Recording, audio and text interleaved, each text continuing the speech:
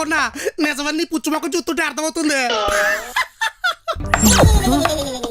గోవా దాకా తీసుకెళ్తానని చెప్పి గేట్ దాకా తీసుకెళ్ళి వదిలేస్తుందని నువ్వు అస్సలు ఎక్స్పెక్ట్ చేయలేదు కదా. మళ్ళీ ఏమన్నారో ఏంటో, ఏడుస్తుంది పాపం. ఎందుకు సార్ పాపం ఎప్పుడు ఏడిపిస్తూ ఉంటారు? ఎప్పుడు ఎప్పుడు అనుకోకూడదు, ఎప్పుడు కుదిరితే అప్పుడు ఏడిపించేయాలి, అప్పుడే మనకు ఆనందంగా ఉంటుంది. ఈ డైలాగ్ ఎక్కడో విన్నట్టుంది కదా. నువ్వు కూడా వస్తావా? అవుద్దంటావా? పెళ్ళైతే కుదరదేమో, వస్తా. ఇప్పుడు ఎప్పుడు ఎప్పుడు అంటేనే ఎప్పుడు లేకుండా పోయింది, ఎప్పుడు లేకుండా పోయింది. అందుకే రేపే పద బట్టలు సర్దేద్దాం. ఎవడ్డాపుతాడో చూద్దాం. చిచ్చి, ఎవడు ఆపుతాడో చూద్దామని చెప్పి దీన్ని ఆపేసి వెళ్ళిపోయింది. అయ్యో బాబోయ్, ఆనందం నేను తట్టుకోలేకపోతున్నాను జరిగారు. పాప ఈవిడికి హ్యాండ్ ఇచ్చి ఆవిడ గోవాలో ల్యాండ్ అయిపోయిందా? ఎగిరిపోతే ఎంత బాగుంటుంది అని దాని వెనకాల కూర్చొని ఎగిరిందా? దీని వదిలేసి అది ఎగిరిపోయింది. దీని మీద నీ స్పందన ఏంటి పాప? నీ వల్లే కదరా నన్ను నట్టింట్లో వదిలేసింది. ఆయన వల్ల కదండి అందరూ ట్రిప్ వెళ్ళింది. ఒరే చారి, నువ్వు సగం సగం తెలుసుకుని మా బావన్కి భజన చేసావనుకో, నీ శవయాత్రకు డబ్బు నేను కొట్టిస్తా. ఏంటి సార్ చిన్నంతరం పెద్దంతరం లేకుండా అలా తిడుతుంది? దూరంగా ఉన్నారు కాబట్టి తిట్టు వదిలేసింది. పొద్దునేందన్నారు? ఇడ్లీ సార్.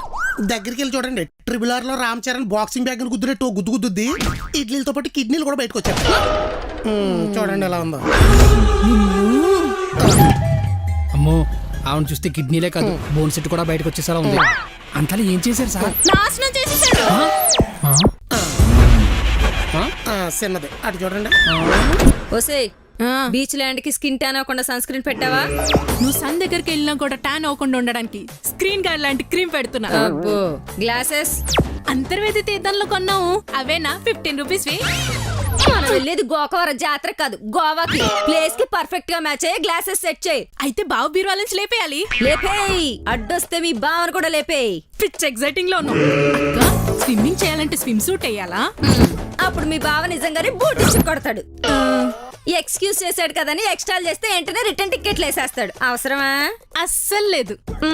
2 గంటల్లో ఫ్లైట్ ఎక్కాల్సిన వాళ్ళం నువ్వు మీ బావ దగ్గర మౌత్ కంట్రోల్లో పెట్టుకోపోతే ఆడు ప్లేట్ తిప్పేస్తాడు. నోరిప్పితే ఒట్టు.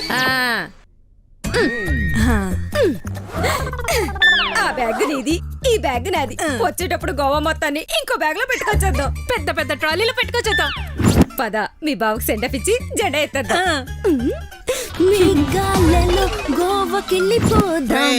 సెంటిమెంట్ డైలాగులు కొట్టి ఇంటి మొత్తాన్ని యాత్రకు పంపించేస్తాను. బ్యాచ్ మొత్తం దిగిపోండి, జాతర చేద్దాం.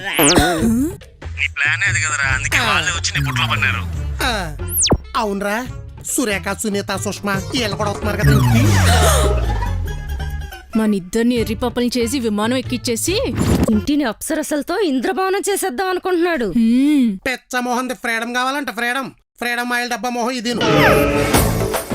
పెళ్ళాల కొంపలో లేకపోతే ఫ్రీడమ్ దొరికేది మొగుళ్ళు కానీ తెలియదు. కానీ ఫ్లైట్ టికెట్లు అనగానే బ్యాగులు భుజాన్ని వేసుకుని బయలుదేరిపోయారు ఏడాదిలో ఒంటిలేక. ఇంకా మా మరదలో నీకు పెంగ్విన్లు తెలుసు కదా, పెంగ్విన్లు మూత తీసేసిన మరసింబుల్లా ఉంటాయి. ఒకటి ఎట్టిపోతే మిగతా అన్ని అటే పోతాయి. ఇది కూడా సేమ్. ఫేస్ కి తగ్గట్టు బాగా పోల్చాడు. అక్కేం చెప్తుందో ఆలోచించదో, దానికో క్లారిటీ ఉండదు. దూకమంటే నీళ్లు లేని బావిలోకి కళ్ళు మూసుకుని దూకేసి కాళ్ళు ఎరగొట్టేసుకుంటది. తాడు కోసం పైకి చూస్తుంది, ఎవడైనా కాపాడతాడని. నిజమే. సర్లే, అందరూ వచ్చాక మీటింగ్ ఎట్టి మరీ ముచ్చట్లెట్టేద్దాం. గానీ ఇది చివరి ఇచ్చేయండి, వాట్సాప్ లో ఈజీలే ఎత్తా. మా ఆవిడ క్యాబ్ స్ట్రీట్ క్రాస్ అవ్వగానే గ్యాంగ్ మొత్తం ఇంట్లో ల్యాండ్ అయిపోవాలి. అర్థమవుతుందా? కనపడకుండా వచ్చేయండి. ఈడంత సాఫ్ట్ గా ఒప్పుకున్నప్పుడే అనుకున్నాను అక్క కావదని రాసేస్తున్నాడని. ముందు గోవా, వెనక బావా. ఎటేపు నీ తోవలో మీ బావడ్డొచ్చినా సరే గోవా ఆగదు. వదిలేసి వెళ్తే వచ్చేసరికి విడాకులు రెడీ చేస్తాడు. ఎల్తా వచ్చి విడాకులు మీద సంతకం పెడతావా? నేను ఎల్తా అన్నా, వెళ్దాం అనలేదు.